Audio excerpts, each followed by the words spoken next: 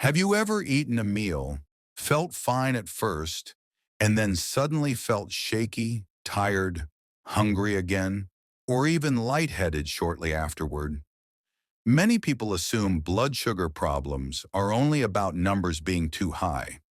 But for a lot of people with diabetes, prediabetes, or insulin resistance, the real issue is what happens after eating, when blood sugar drops too quickly instead of staying stable. These post-meal crashes can feel confusing. You might eat what you think is a balanced meal, avoid sugar, and still feel worse an hour or two later. In some cases, these crashes can actually make blood sugar control harder over time and increase cravings later in the day. In this video, we're going to explain why blood sugar can crash after meals, what's happening inside the body when this occurs, and what these crashes really mean for insulin function and metabolic health. Once you understand why these drops happen, it becomes much easier to recognize the patterns and support more stable blood sugar throughout the day. Let's start by looking at what normally happens to blood sugar after you eat and where things begin to go wrong. To understand why blood sugar can crash after meals, it helps to first understand what is supposed to happen in a healthy metabolic system. When you eat a meal, especially one that contains carbohydrates, those carbohydrates are broken down into glucose during digestion. This glucose enters the bloodstream, causing blood sugar levels to rise. In response to this rise, the pancreas releases insulin. Insulin's job is to act like a key, allowing glucose to move from the bloodstream into the cells, where it can be used for energy or stored for later use. When this process works smoothly, blood sugar rises gradually after a meal, peaks at a reasonable level, and then slowly returns to baseline over the next few hours. In people with good insulin sensitivity, this rise and fall is gentle and controlled. Blood sugar does not spike sharply, and it does not drop suddenly. Energy levels remain stable, hunger is delayed, and the body transitions smoothly into the next phase of the day. Problems begin when this system becomes dysregulated. In insulin resistance, the cells do not respond to insulin as efficiently as they should.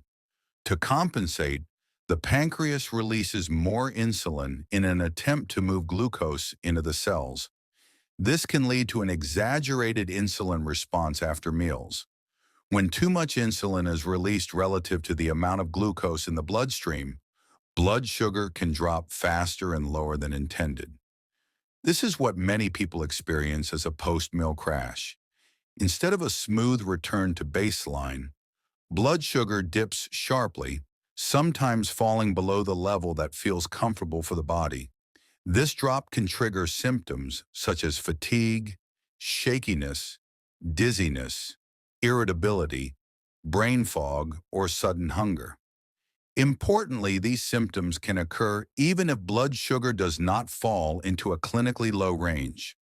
A rapid decline alone is enough to make the body feel stressed. The body is highly sensitive to changes in blood sugar, not just absolute numbers.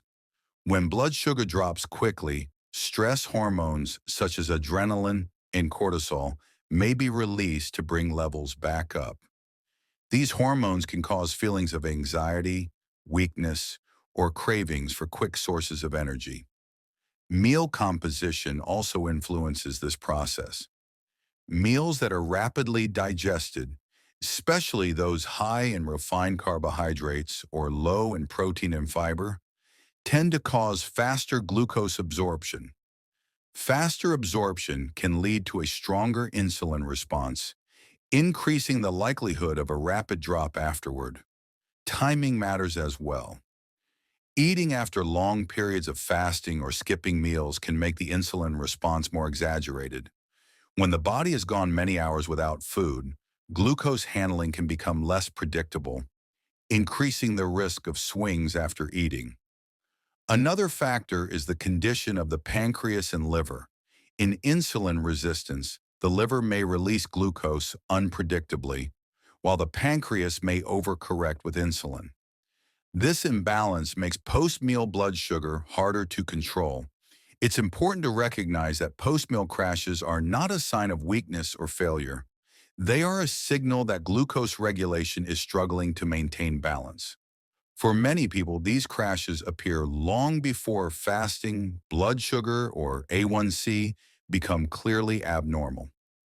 Understanding what normally happens after eating and how that process becomes disrupted provides the foundation for understanding why blood sugar crashes occur. These crashes are not random. They follow predictable physiological patterns tied to insulin response, meal composition, and metabolic health. In the next section, we'll look more closely at why insulin resistance and excessive insulin release make post-meal crashes more likely, and how this cycle can quietly worsen blood sugar control over time. Post-meal blood sugar crashes are closely tied to insulin resistance, even in people who don't yet have a formal diabetes diagnosis. To understand why these crashes happen, it's important to look at how insulin resistance changes the body's response to food. In insulin resistance, the body's cells, especially muscle and fat cells, do not respond efficiently to insulin's signal. When glucose enters the bloodstream after a meal, insulin is released, but the cells don't absorb glucose as easily as they should. The pancreas senses that glucose remains elevated and responds by releasing even more insulin. This creates an overcorrection. Instead of releasing just enough insulin to gently guide glucose into the cells, the pancreas releases a larger than necessary amount. When the cells finally respond, glucose is pulled out of the bloodstream rapidly, causing blood sugar to drop faster than intended. This rapid decline is what leads to a post-meal crash. The body perceives a sudden drop as a threat, even if blood sugar does not fall into a dangerously low range. In response, stress hormones such as adrenaline and cortisol are released to stabilize blood sugar.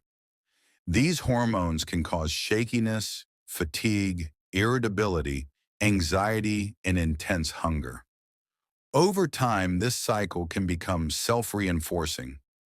Frequent blood sugar crashes encourage cravings for quick carbohydrates or sugar, which temporarily relieve symptoms but lead to another spike in crash awareness. This pattern places repeated stress on insulin signaling and worsens insulin resistance. Another factor is how insulin resistance affects the timing of insulin release. In a healthy system, insulin is released in phases that match glucose absorption. In insulin resistance, insulin release can become delayed or prolonged. This mistiming increases the chance that insulin peaks after glucose has already started to fall, pushing blood sugar too low. The liver also contributes to this instability. Insulin resistance in the liver reduces its ability to properly regulate glucose release. After a meal, the liver may continue releasing glucose even when it should slow down. Later, when insulin levels remain elevated, glucose production may suddenly drop, contributing to further swings. Inflammation plays a role as well. Chronic low-grade inflammation interferes with insulin signaling and makes glucose handling less predictable. This increases the likelihood of exaggerated insulin responses and sudden drops after meals. Sleep deprivation and stress worsen this process. Both increase insulin resistance and elevate cortisol, making insulin responses more erratic. This is why post-meal crashes are often worse during periods of poor sleep, emotional stress, or irregular schedules.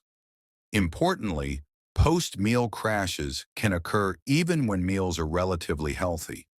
While refined carbohydrates increase risk, insulin resistance itself is the underlying issue. People may feel confused when crashes occur after meals they believe are balanced, but the problem lies in how the body is processing glucose, not just what was eaten. Post-meal crashes are often an early warning sign. They suggest that glucose regulation is struggling and that insulin signaling needs support. Ignoring these crashes or treating them only with quick sugar can push the system further out of balance. Recognizing insulin resistance as the driver behind post-meal crashes shifts the focus away from blame and toward correction. Stabilizing insulin response over time reduces these swings and improves overall blood sugar control. In the next section, we'll explore how post-meal blood sugar crashes affect hunger, cravings, and energy throughout the day, and why these drops can make blood sugar management feel harder than it needs to be. One of the most frustrating parts of post-meal blood sugar crashes is how strongly they affect hunger, cravings, and energy levels throughout the day. These crashes don't just cause short-term discomfort, they can quietly shape eating behavior and blood sugar control for hours afterward.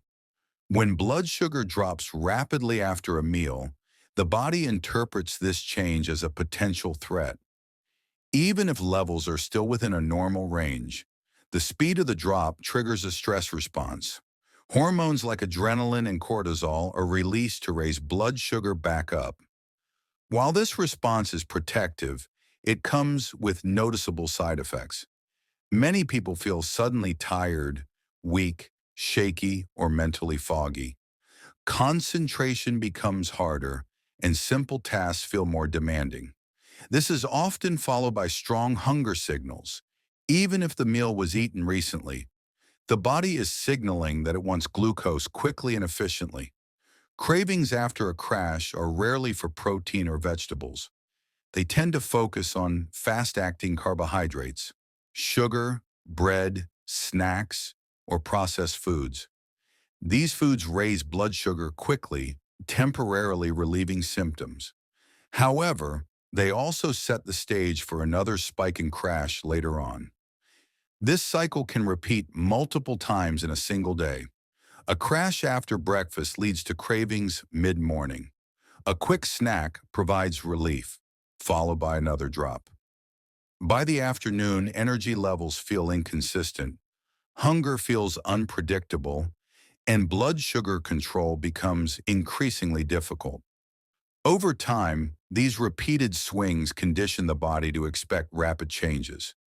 Hunger signals become less reliable, making it harder to distinguish true hunger from blood sugar-driven cravings.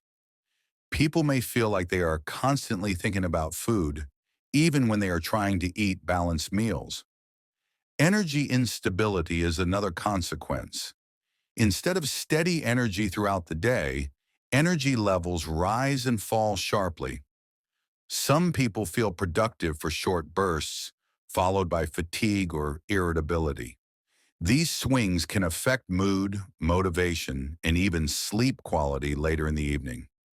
Post-meal crashes can also interfere with portion control. When blood sugar drops quickly, appetite increases, making it harder to stop eating when full. This can lead to larger portions or more frequent snacking, which further destabilizes glucose regulation. Importantly, these effects are not a lack of discipline. They are physiological responses to unstable glucose and insulin signaling. When blood sugar falls too quickly, the body prioritizes survival signals over long-term goals. Over time, frequent crashes can worsen insulin resistance. Repeated stress hormone release increases glucose production by the liver and interferes with insulin signaling. This creates a feedback loop where blood sugar becomes harder to control and crashes become more common. Recognizing this pattern is critical. Many people focus only on avoiding high blood sugar numbers, but rapid drops can be just as disruptive. Stability matters more than perfection. Keeping blood sugar within a smoother range reduces cravings, supports consistent energy, and makes blood sugar management feel more manageable. Understanding how post-meal crashes influence hunger and energy helps explain why some people feel stuck even when they are trying to make healthy choices.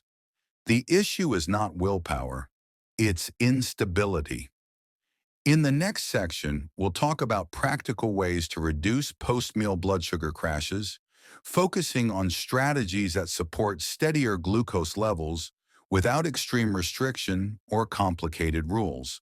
Reducing post-meal blood sugar crashes is less about extreme changes and more about supporting steady glucose absorption and insulin response.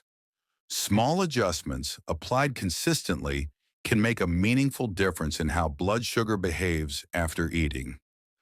One of the most effective strategies is improving meal balance. Meals that combine carbohydrates with adequate protein, fiber, and healthy fats tend to digest more slowly.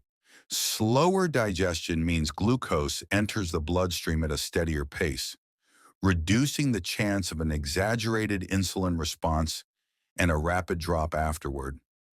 Protein plays a particularly important role. Including a consistent source of protein with meals helps slow gastric emptying and moderates glucose absorption. This can reduce the size of the post-meal spike and the likelihood of a subsequent crash. Fiber from vegetables, legumes, and whole foods provides a similar stabilizing effect. Eating speed also matters. Rapid eating can overwhelm glucose regulation by delivering carbohydrates too quickly. Slowing down meals gives the body more time to coordinate insulin release with glucose absorption. Even modest changes in pacing can improve post-meal stability. Meal timing is another factor. Long gaps between meals can increase the risk of exaggerated insulin responses. When the body has gone many hours without food, glucose handling becomes less predictable. Regular, evenly spaced meals often support steadier blood sugar for people prone to crashes. Light movement after meals can help reduce crashes as well. Gentle activity encourages muscles to absorb glucose more efficiently, lowering the amount that remains in the bloodstream. This does not require intense exercise. A short walk or light movement can be enough to support better post-meal glucose control. Managing stress is also important. Stress hormones interfere with insulin signaling and increase glucose variability. Elevated stress around meal times can worsen insulin responses and contribute to crashes. Creating a calmer eating environment and avoiding rushed or stressful meals can help stabilize blood sugar. Sleep quality influences post-meal stability more than many people realize. Poor sleep increases insulin resistance and makes glucose handling less consistent the following day. Improving sleep duration and regularity supports better insulin sensitivity and reduces the likelihood of large swings after meals. Hydration plays a supportive role as well. Mild dehydration can concentrate blood glucose and exaggerate fluctuations. Drinking enough fluids throughout the day supports metabolic processes and more stable readings. It's also important to focus on patterns, not perfection. Occasional crashes happen even with careful management. The goal is to reduce frequency and severity over time, not eliminate every fluctuation. Tracking how meals affect energy and hunger can provide useful feedback for gradual adjustment.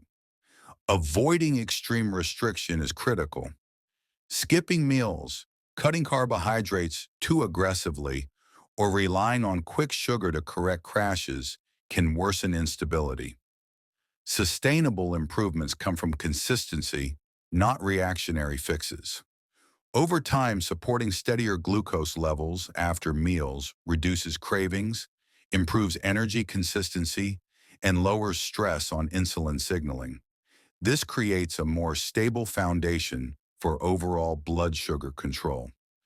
In the final part of this video, we'll briefly summarize the key points and discuss how to approach post-meal crashes with clarity rather than frustration. Post-meal blood sugar crashes can feel confusing, especially when you're trying to eat well and manage your health. But as we've discussed, these drops are not random. They're the result of how insulin, glucose absorption, and stress hormones interact after eating. Understanding why these crashes happen helps shift the focus away from blame and towards stability. Supporting steadier blood sugar through balanced meals, consistent timing, movement, sleep, and stress management can reduce the frequency and intensity of these drops over time. Progress doesn't come from perfection. Small, consistent adjustments often have a greater impact than extreme changes, and improvements tend to happen gradually rather than overnight. As always, this information is for educational purposes only. If you have diabetes or take blood sugar lowering medication, talk with your healthcare provider before making changes to your routine. If you found this video helpful, consider subscribing for more clear, science-based guidance on blood sugar, insulin resistance, and long-term metabolic health. Thanks for watching, and I'll see you in the next